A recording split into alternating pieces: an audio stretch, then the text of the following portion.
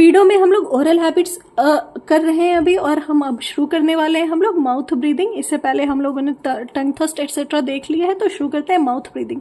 Mouth breathing को ही हम लोग ओरोनेजल ब्रीदिंग भी कहते हैं। माउथ ब्रीदिंग को ओरोनेजल ब्रीदिंग भी कहते हैं। Anatomical mouth breathing, short upper lip leads to incompetence of lips and hence mouth breathing. Anatomical mouth breathing कब होगा? जब अपर लिप शॉर्ट होगा। तो शॉर्ट अपर लिप होता है ना, उसकी वजह से जो लिप है वो क्लोज नहीं हो पाते, तो माउथ ब्रीदिंग का केस होता है। डायग्नोसिस में माउथ ब्रीदिंग की क्या होता है? मिरर टेस्ट होता है। इसको हम लोग फॉग टेस्ट भी बोलते हैं। मिरर टेस्ट या फॉग टेस्ट किस में करते हैं हम लोग? माउथ ब्रीदर्स की डायग्नोसिस में। और इसमें जो हम लोग मिरर यूज करते हैं ना, वो होता है modified Glatzel mirror is used for fog test. Modified Glatzel mirror का यूज करते हैं इसमें। ओरल कैविटी नोज के पास हम लोग मिरर को रखते हैं और पेशेंट को एक्सेल करने को बोलते हैं। अगर फॉगिंग जो है वो नोज वाले साइड हुई तो नोज ब्रीदर है, और अगर फॉगिंग जो है माउथ वाले साइड हुई तो माउथ ब्रीदर है।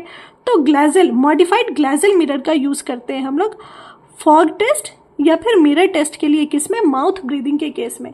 मैस्लर water holding test, mouth breathers can't retain water for a long time. Massler's water holding test से हमें क्या पता, से क्या होता है कि जो माउथ ब्रीदर्स होते हैं ना, वो वाटर होल्ड नहीं कर सकते हैं लंबे समय के लिए।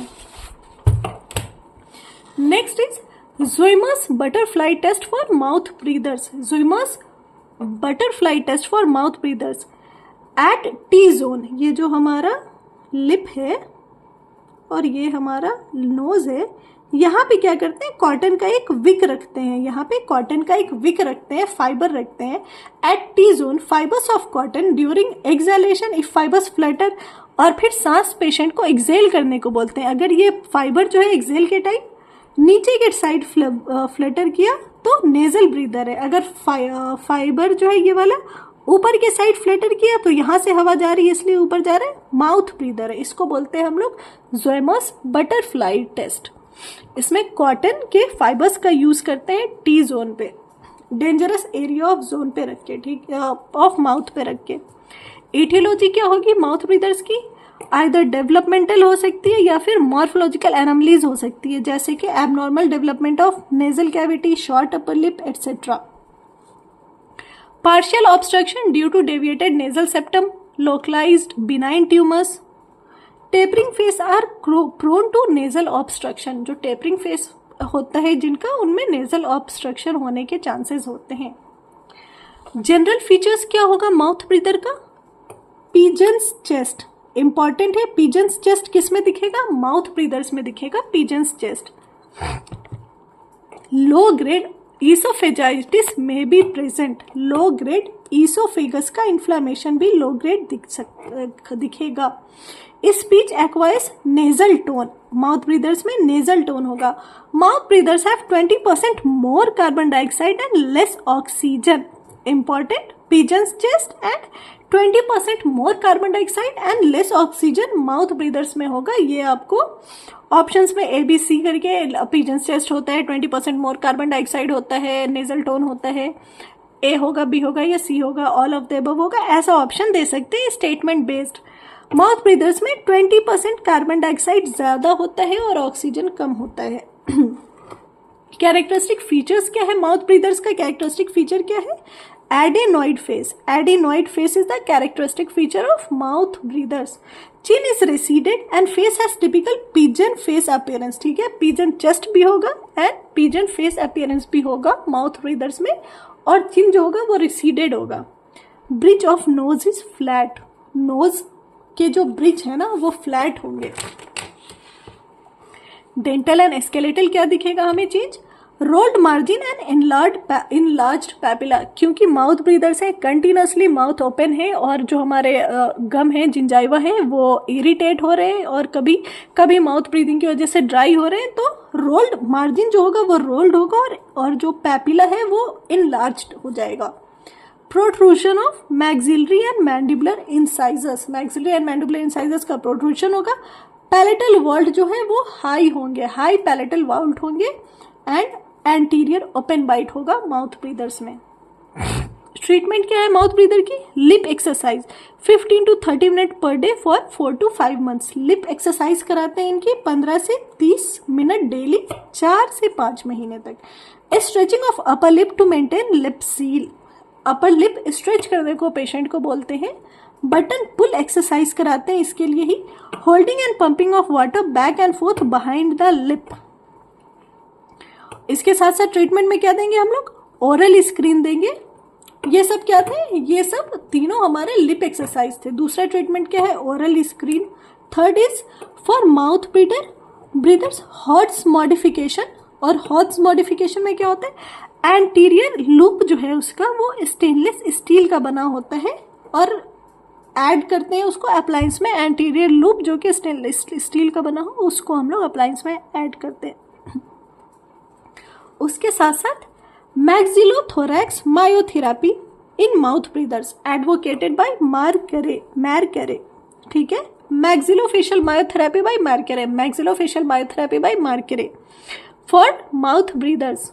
नाम में ही ये सारे में ही मैरकरे आ रहा है। मैक्सिलोफेशियल मायोथेरेपी बाय मैरकरे। Development of dental arches and dental base relationship could be corrected at the same time, encouraging mouth breathing. Double oral screen देंगे। Double oral screen is combination of oral and vestibular screen. Double oral screen में क्या होता है? ये combination है oral and vestibular screen का। For eliminating mouth breathing and tongue thrusting. Mouth breathing and tongue thrusting दोनों को एलिमिनेट करने के लिए हम लोग डबल ओरल स्क्रीन यूज करते हैं। Next is ब्रक्शिज्म। ब्रक्शिज्म में क्या होता है? रैमफोर्ड ने डिस्क्राइब किया habitual grinding of teeth when an individual is not chewing and swallowing. Bruxism में क्या होता है कि कोई इंडिविजुअल सॉलो नहीं कर रहा या च्यू नहीं कर रहा है, स्टिल हैबिचुअल टिथ को ग्राइंड करता रहता है। टक टक टक टक टक टक टक टक हैबिचुअल ग्राइंडिंग या बजाता रहता है। That is bruxism. This is bruxism habitually. Okay, habitual grinding of teeth. Etiology क्या होगी ब्रुक्सिज्म की? ब्रुक्सिज्म याद रख लो आप, habitual grinding of teeth. Systemic factors जैसे कि मैग्नीशियम डेफिशिएंसी में ब्रुक्सिज्म होता है, दिखता है। क्रोनिक एब्डोमिनल डिस्ट्रेस के केस में ब्रुक्सिज्म दिखेगा। एंड इंटेस्टाइनल पैरासाइट्स अगर है तो ब्रुक्सिज्म दिखेगा। किस केस में दिखेगा? मैग्नीशियम की डेफिशिएंसी में, इंटेस्टाइनल पैरासाइट्स में एंड क्रोनिक एब्डोमिनल डिस्ट्रेस के केस में ब्रुक्सिज्म दिखते हैं। ऑक्लूशल डिस्क्रिपेंसी है तो जेनेटिक रीजंस हो सकते हैं। Psychological factors, anxious patient, depressed patient, anxiety वाले पेशेंट्स में ब्रुक्सिज्म ज़्यादा दिखता है। CNS could be manifestation of cortical lesion. Central nervous system में क्या? किसी कॉर्टिकल लीजन के कारण भी पेशेंट को ब्रुक्सिज्म हो सकता है, जैसे कि सेरेब्रल पाल्सी के केस में। Clinical manifestation of bruxism is force of bruxism are transmitted to masticatory apparatus. ये कंटिन्यूस क्लेंचिंग, कंटिन्यूस ग्राइंडिंग से जो फोर्स जनरेट हो रहा है ना, वो मैस्टिकेटरी अपैरेटस, मैस्टिकेटरी मसल्स पे ट्रांसमिट होता रहता है। उसके साथ साथ ये जो कंटिन्यूस ग्राइंडिंग हो रही है उससे टूथेक होगा, मोबिलिटी फील होता है, मेनली मॉर्निंग में टीथ में मोबिलिटी फील होगा। अब कंटिन्यूस ग्राइंडिंग के कारण इनेमल लॉस हो रहा है, एक्सट्रीम सेंसिटिविटी होती है ऐसे पेशेंट में due to loss of enamel. Tenderness of jaw muscle on palpation, jaw muscle जो है वो टेंडर हो जाएंगे, आप पाल्पेट करोगे तो टेंडरनेस फील होगी। Muscular fatigue on waking up in the morning and hypertrophy of masseter muscle. ठीक है, मस्कुलर फैटिग होगा कंटिन्यूसली ग्राइंडिंग की वजह से और मेसेटर मसल की हाइपरट्रॉफी हो जाती है इन केस में। पेन होगा, जॉइंट में क्लिकिंग होगी। ये था हमारा ब्रुक्सिज्म। ट्रीटमेंट क्या है ब्रुक्सिज्म की? अगर ऑक्लूशल डिस्क्रिपेंसी है तो ऑक्लूशल एडजस्टमेंट कराएंगे हम लोग, ऑर्थोडोंटिक ट्रीटमेंट कराएंगे, इक्विलिब्रियम थेरेपी देंगे उनको, ऑक्लूशल स्प्लिंट्स लगाएंगे जो कि रात में पहना जाएगा to guide the occlusal movement. Occlusal discrepancy अगर है तो ऑक्लूशल स्प्लिंट्स देंगे ऑक्लूशल मूवमेंट को गाइड कराने के लिए। साइकोथेरेपी देंगे, अगर साइकोलॉजिकल रीजन है तो साइकोथेरेपी देंगे। उसके साथ साथ मेडिकेशन, और साइकोथेरेपी में ही क्या हो सकता है? मेडिकेशन होगा। एंटी एंग्जाइटी एजेंट्स दे सकते हैं, ट्रैंक्युलाइजर्स, सिडेटिव्स एंड मसल रिलैक्सेंट्स। लेकिन साइकोथेरेपी में जो मेडिकेशंस होता है वो लंबे ड्यूरेशन के लिए नहीं चलाते हैं, लंबे ड्यूरेशन के लिए प्रिस्क्राइब नहीं करते हैं। क्यों? Should be limited to shorter periods and in severe cases. और साइकोथेरेपी का जब बहुत सीवियर केस हो तो ही मेडिकेशन प्रिस्क्रिप्शन होता है, अदरवाइज मेडिकेशन प्रिस्क्राइब नहीं करते हैं। बॉट्यूलिन टॉक्सिन, बॉट्यूलिन टॉक्सिन क्या है? एक इंजेक्शन है in the masseter and temporalis muscle for patients with bruxism. Botulinum toxin किसको देते हैं? जो ब्रुक्सिज्म के पेशेंट हैं उनको मैसेटर एंड टेम्पोरल मसल्स में देते हैं।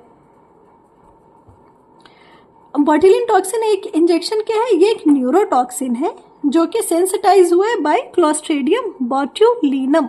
बॉट्यूलिन टॉक्सिन हम लोग किस में देंगे? ब्रुक्सिज्म के केस में बॉट्यूलिन देंगे, वो भी मेसेटर एंड टेम्पोरल मसल में, और ये क्लोस्ट्रीडियम बॉट्यूलिनम से मिला है हमें।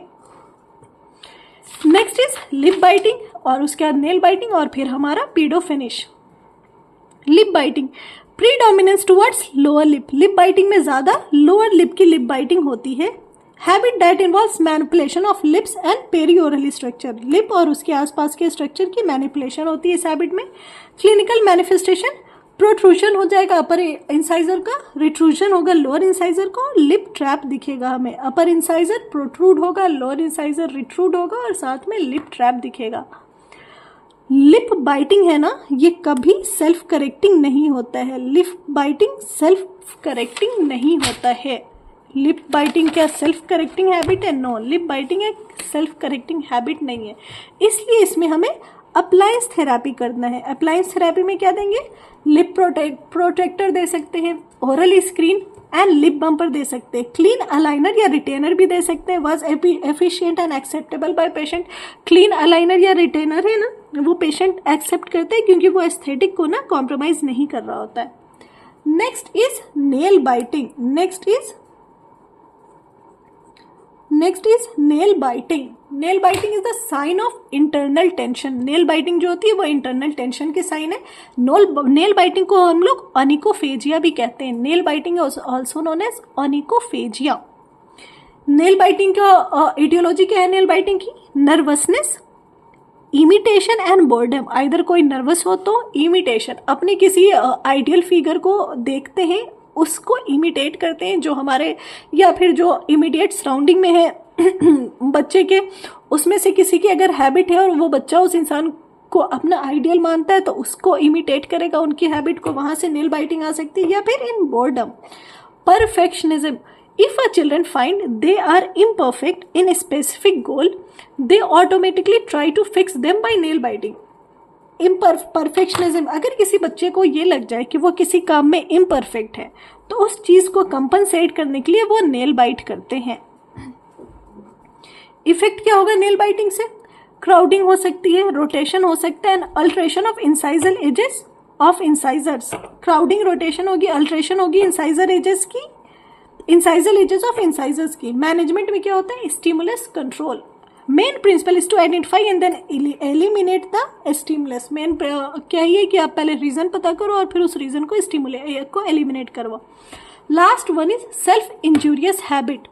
It is masochistic habit, sadomasochistic या सेल्फ म्यूटिलेटिंग हैबिट। इसको हम लोग कहते हैं self injurious habit. It is masochistic habit, sadomasochistic habit या सेल्फ म्यूटिलेटिंग हैबिट। इसमें क्या होगा? एक ऐसा रेपिटेटिव एक्ट जिसमें फिजिकल डैमेज इंसान खुद का कर रहा हो। Aetiology, Lesch Nyhan syndrome. Lesch Nyhan syndrome में, लेश-नीहान डिजीज एंड में एंड डिलैंग सिंड्रोम में, लेश-नीहान में और डिलैंग सिंड्रोम में जो है सेल्फ इंजीरियस हैबिट हमें देखने को मिलती है। सेल्फ इंजीरियस हैबिट किस में मिलती है हमें? लेश-नीहान डिजीज में, डिलैंग सिंड्रोम में और बहुत सारे डिजीजेस में। बट लेश-नीहान याद रखो आप, डिलैंग याद रखो आप। ट्रीटमेंट क्या है? Psychotherapy, multi disciplinary approval and mechanotherapy. इसके साथ हमारा पीडो का सिलेबस कंप्लीट हो चुका है, ऑर्थो का सिलेबस कंप्लीट हो चुका है, इन दोनों का लेक्चर आप लोगों को मिल चुका है। अब हम लोग OMR शुरू करेंगे। पीडो फिनिश हुआ हमारा, OMR शुरू करने तक goodbye, good night and all the best with your preparation. Please like, subscribe and share. please share and subscribe with your peers, with your juniors and your colleagues to subscribe this channel. Thank you.